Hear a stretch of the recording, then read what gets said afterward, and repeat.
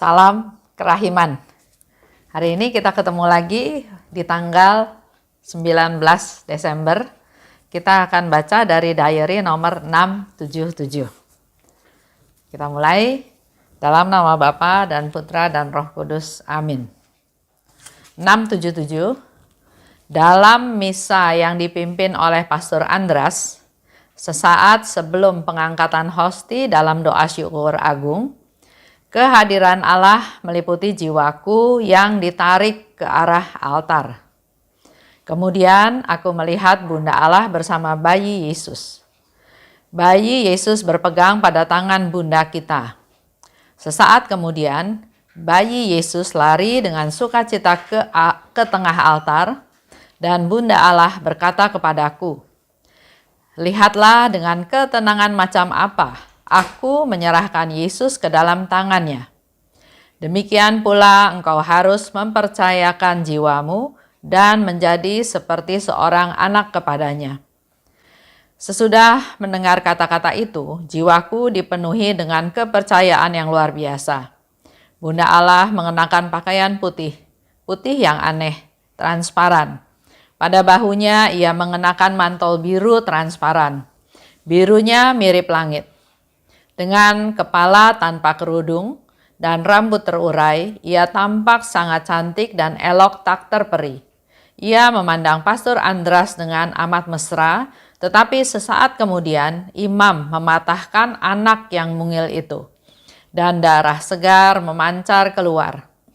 Pastor Andras membungkuk ke depan dan menyambut Yesus yang benar-benar hidup itu dalam dirinya. Apakah ia memakannya? Aku tidak tahu bagaimana itu terjadi. Yesus, Yesus, aku tidak dapat mengikuti engkau, karena dalam sekejap engkau menjadi tak terselami olehku. Diary nomor 677 ini, saya ajak salah satu anak saya ya, Gama, untuk berdiskusi tentang bacaan ini. Dalam misa yang dipimpin oleh Pastor Andras, sebelum pengangkatan hosti dalam doa syukur agung, jadi Suster Faustina sedang bercerita pada kita semua, yaitu dalam perayaan Ekaristi, misa dipimpin oleh Pastor Andras dan sebelum pengangkatan hosti dalam doa syukur agung. Tiba-tiba dia merasa kehadiran Allah meliputi jiwaku yang ditarik ke arah altar. Suster Faustina ada ya dalam perayaan Ekaristi tersebut, dia merasa ditarik ke arah altar. Kemudian aku melihat Bunda Allah bersama bayi Yesus. Kalau kita ingat gambaran tersebut, kita melihat satu gambaran keluarga yang utuh ya. Ada Allah Bapa, kehadiran Allah yang meliputi jiwaku, Suster Faustina katakan. Allah hadir, juga dia melihat Bunda Allah, dan juga melihat bayi Yesus. Allah, Bunda Allah, dan bayi Yesus ya, lengkap, satu keluarga lengkap. Suster Faustina ditarik ke arah altar oleh Allah. Bayi Yesus berpegang pada tangan Bunda kita. Suster Faustina sering katakan Bunda Maria, Bunda tersuci, perawan tersuci. Tapi sekarang di sini dia katakan Bunda kita. Dia lagi sharing sama kita semua yang sedang mendengarkan bahwa Bunda Maria itu Bunda kita loh. Kita nih saudara, kita nih satu keluarga. Karena memanggil Bunda Maria sebagai Bunda kita semua. Kalau ingat gambaran Yesus berpegang pada tangan Bunda Maria, mungkin Bapak Ibu bisa ingat tentang Bunda Maria penolong abadi. Seperti yang ada ya di background ini, Bunda Maria penolong abadi. Sesaat kemudian, bayi Yesus lari dengan sukacita ke arah altar. Itu yang dilihat oleh Suster Faustina ya. Kata Bunda Maria, "Lihatlah, dengan ketenangan macam apa aku menyerahkan Yesus ke dalam tangannya." Tangannya di sini artinya tangan dari Pastor Andras tersebut. Demikian pula, engkau harus mempercayakan jiwamu dan menjadi seperti seorang anak kepadanya. Bunda Maria itu nggak mungkin tiba-tiba berkata seperti itu kalau nggak ada sebabnya. Apa yang dikatakan, apa yang disampaikan, pasti ada latar belakangnya, ada sebabnya. Di situ dikatakan, dengan ketenangan macam apa aku menyerahkan Yesus ke dalam tangannya. Demikian pula engkau harus mempercayakan jiwamu. Nah, dalam hal ini, Bunda Maria sepertinya menangkap sesuatu kegundahan dalam diri Suster Faustina. Ada keraguan, ya, ada ragu-ragu. Bunda Maria bisa mengatakan hal di atas karena Bunda Maria menangkap keraguan dari Suster Faustina. Jadi Bunda Maria walaupun enggak mendengar apa yang dikatakan oleh Suster Faustina atau Suster Faustina tidak bercerita apapun, dia tahu karena Bunda Maria peka. Sehingga dia katakan seperti hal di atas. Bunda Maria melawan, memberitahukan hal tersebut dengan iman. Seperti yang dikatakan, dengan ketenangan macam apa aku menyerahkan Yesus ke dalam tangannya. Pastor Andras, ya pastor, tapi dia juga manusia biasa, manusia yang berdosa. Nah, di sini Bunda Maria mau ingatkan Suster Faustina, dengan kepercayaan macam apa saya serahkan Yesus kepadanya. Ada iman, ada percaya. Pertama, dalam hal ini kita menangkap satu pesan dari Bunda Maria bahwa Bunda Maria berperan sebagai pemelihara iman, juga termasuk imannya Suster Faustina. Bukan hanya Suster Faustina, dalam cerita ini kita juga menjadi lebih sadar lagi bahwa Bunda Maria itu adalah bisa atau berperan sebagai pemeliharaan iman kita. Kita punya iman ya, sering ada istilah iman itu turun naik. Sering ada istilah oh imannya dia masih dangkal, imannya dia masih atau sudah dalam. Dari cerita ini, walaupun Suster Faustina nggak cerita, tapi Bunda Maria peka, Bunda Maria memperhatikan dan dia memberikan satu statement, satu penghiburan, satu hal yang membuat kamu jangan ragu, kamu juga harus percaya, kamu harus punya iman. Pertama berarti Bunda Maria berperan sebagai pemelihara iman kita. Kalau kita sedang gundah, sedang ragu-ragu, sedang bergejolak, sedang banyak hal ya yang berkaitan dengan iman, ingat pada Bunda Maria karena Bunda Maria berperan sebagai pemelihara iman kita. Lanjut. Perlu percaya penuh seperti yang dikatakan oleh Bunda Maria ya. Dengan kepercayaan apa aku memberikan, dengan kepercayaan apa, dengan ketenangan macam apa aku menyerahkan Yesus ke dalam tangannya. Dalam hal ini ada satu kepercayaan penuh, ya nggak ada keraguan sedikit pun. Percaya penuh pada Pastor Andras. Begitu pula Suster Faustina diminta oleh Bunda Maria untuk percaya penuh pada Bapa Pengakuan. Dasar daripada kenapa kita harus percaya pada Bapa Pengakuan atau percaya pada Pastor Andras karena kita punya iman, kita percaya pada Allah.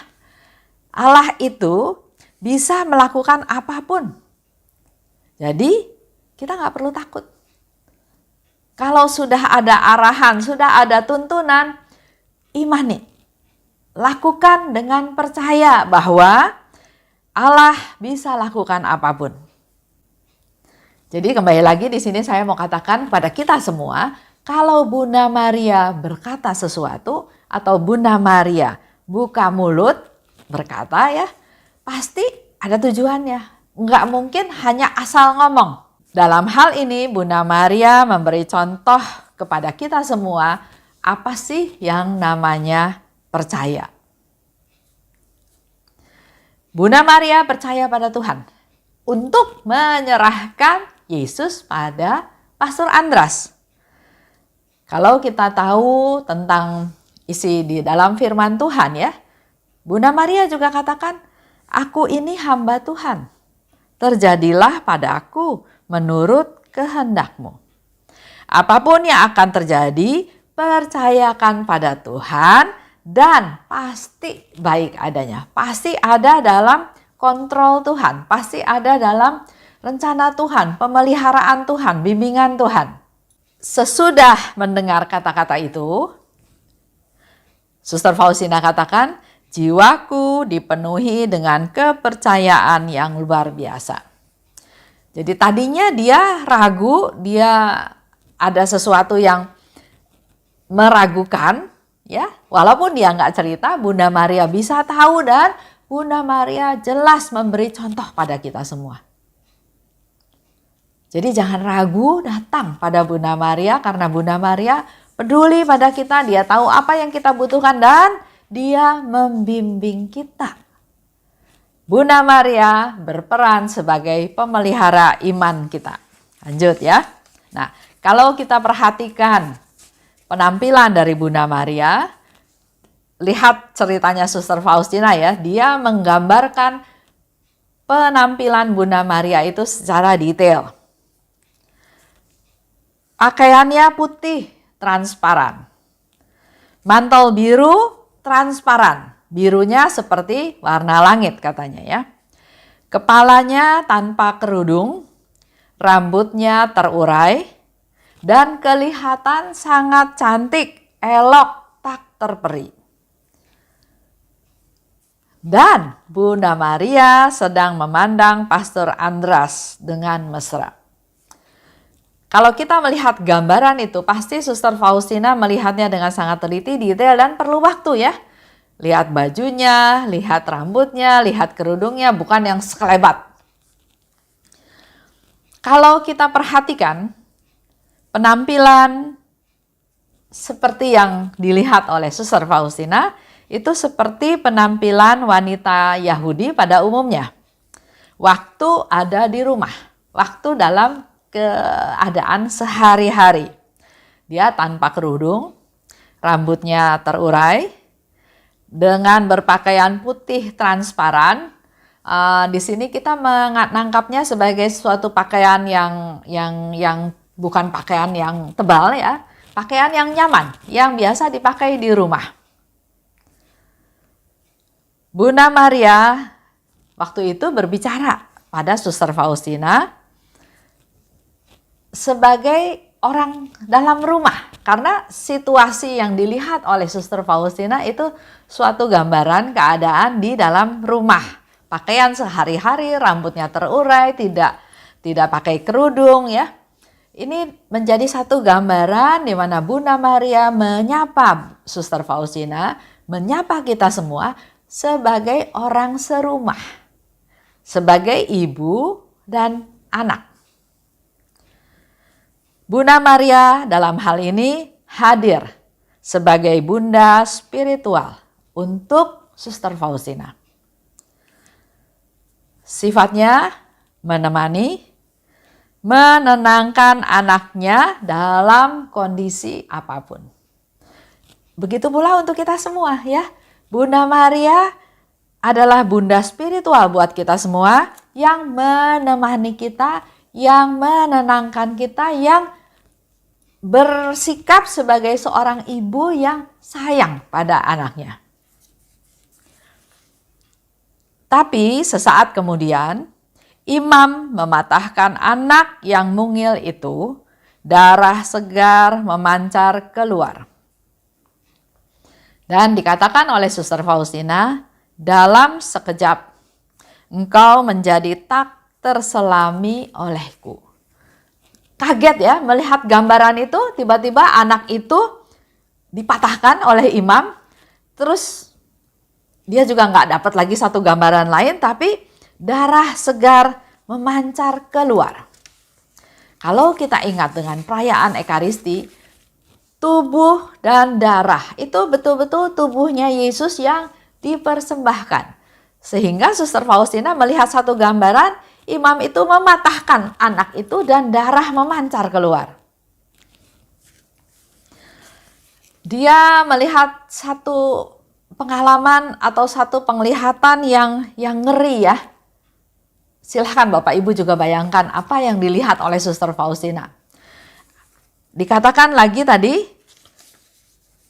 imam mematahkan anak yang mungil itu. Satu pemandangan yang menyeramkan ya, yang mengerikan ya, menakutkan. Dan darah segar memancar keluar. Suster Faustina katakan dalam sekejap dan dia nggak bisa bercerita. Karena dia ada dalam ketakutan. Ketakutan yang sekarang dialami beda dengan keraguan yang tadi di awal cerita. Ya, kalau ragu itu belum yakin atau tidak yakin. Betul nggak saya harus mengandalkan atau menyerahkan diri pada Pastor Andras? Sehingga Bunda Maria memberikan satu contoh supaya Suster Faustina jangan ragu lagi bahwa saya pun memberikan Yesus anak saya, kata Bunda Maria, kepada imam tersebut. Nah, kalau sekarang peristiwa yang sekarang dia ketakutan, dia yakin dengan semua cerita tersebut, tapi ada ketakutan melihat satu gambaran tersebut. Contoh tentang sesuatu yang yakin ya, yang meyakinkan. Misalnya Yesus di Taman Getsemani. Di sana Yesus tahu apa yang akan dialami olehnya supaya rencana Allah terlaksana. Apa yang akan dia alami demi cintanya, bukti cintanya kepada kita semua menebus dosa kita. Contoh ya, misalnya Yesus di Taman Getsemani. Yesus tahu apa yang harus dialaminya, apa yang akan dialaminya.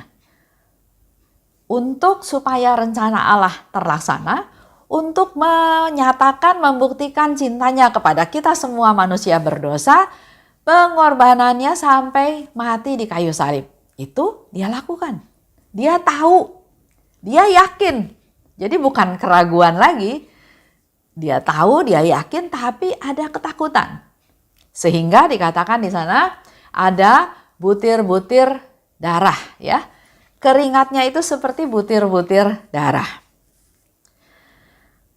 Yakin, tapi ada ketakutan. Karena Suster Faustina kenapa merasa seperti itu? Dia merasa ngeri, merasa takut karena dia pun tahu, dia pun sadar bahwa dia pun akan mengalami hal yang sama seperti bayi Yesus tersebut. Suster Faustina dikatakan ya oleh Tuhan Yesus, hidupmu harus seperti hidupku. Dari palungan sampai salib. Gambaran yang Suster Faustina lihat, dia pun tahu dia akan alami dan ada ketakutan. Sebagai manusia ada ketakutan. Sama seperti tadi ya, Yesus di Taman Getsemani. Ada ketakutan. Sampai dia bilang, kalau boleh piala ini berlalu daripadaku. Ya, itu satu ungkapan 100% manusia yang ketakutan. Suster Faustina merasa ketakutan karena dia harus mengalami hal tersebut juga. Dipecah dan darah segar memancar. Dipecah, dibagi-bagi, dia menjadi silih berdoa untuk keselamatan banyak jiwa dan juga darah segar memancar. Dia berkorban. Banyak penderitaan, banyak kesusahan yang harus dia jalani, yang harus dia alami. Contohnya stigmata rohani. Walaupun tidak nyata-nyata darahnya memancar, tapi dia mengalami pengalaman yang seperti yang Yesus alami di atas salib, di kayu salib, di jalan salib. Poin yang ketiga dalam permenungan kita hari ini, ketakutan atau kengerian ini bisa aja dialami oleh kita juga semua manusia. Solusinya apa? Bagaimana caranya kita mengalami atau mengatasi ketakutan ini? Contoh dalam masa COVID seperti sekarang ini.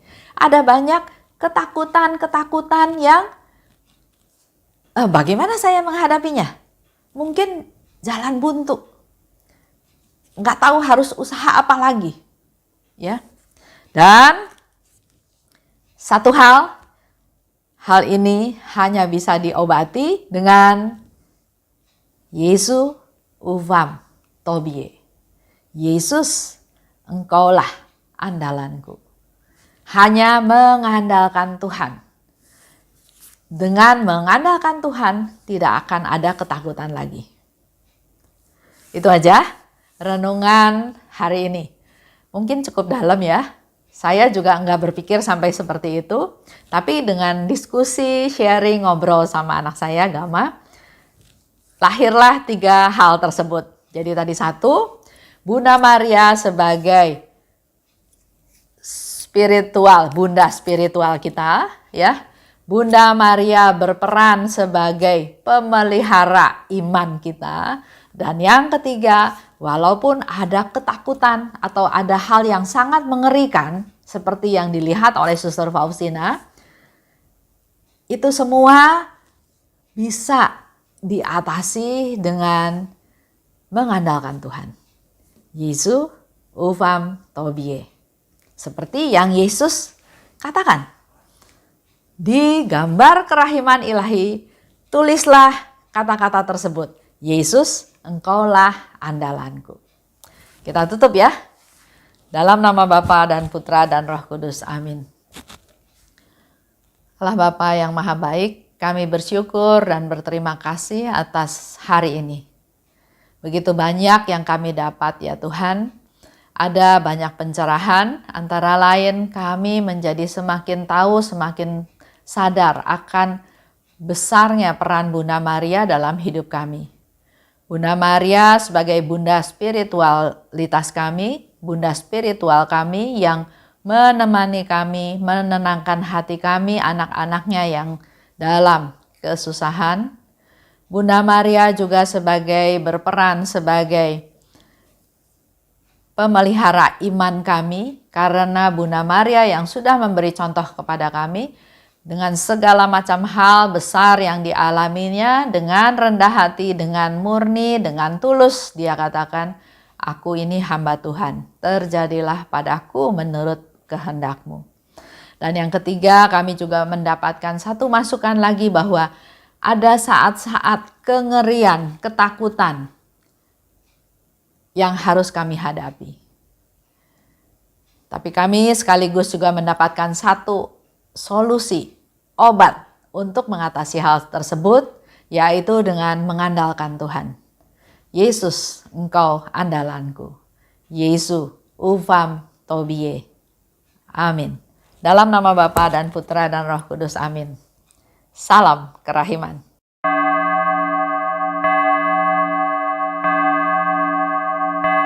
Hatiku dipenuhi sukacita ketika Bunda Maria datang. Dia datang berkunjung kepadaku sambil membopong bayi Yesus. Hatiku dipenuhi sukacita ketika Dia menyapaku. Dengan lembut serta kasih sayangnya, Dia menyejukkan hatiku. Dia berkata, janganlah aku takut, karena Dia selalu bersama. Terima kasih ya Yesus, karena Engkau memberikan Bundamu padaku.